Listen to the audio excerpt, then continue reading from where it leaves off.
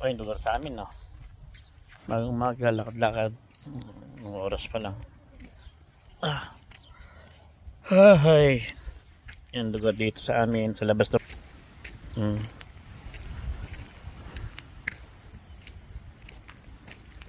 Ngayon bahay dito. Wala kami pasok. Hirap pag wala kang pasok dito sa New Zealand. Una, bayaran sa mga gastusin dito. Hirap. Wala kang pambayad. Wala kang pambayad dito. Yun. Hindi mo maano yung pera mo, hirap budgetin. To. Tahimik dito.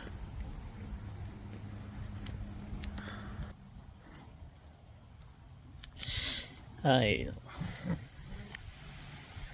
Kaya mahirap ang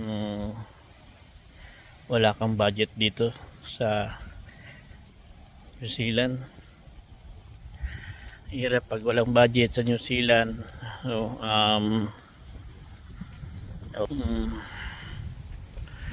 yung mga bayarin mo. Ito ako nakatira dyan sa baba. Doon kami umuupa ng mga kasama ko sa trabaho. Yan sa baba niyan. Tapos walang sulat. Mahirap talaga. Ay, kala nila madali lang dito. Malaking kinikita, sabi. Pero ang ginagastos naman namin, pera din nila.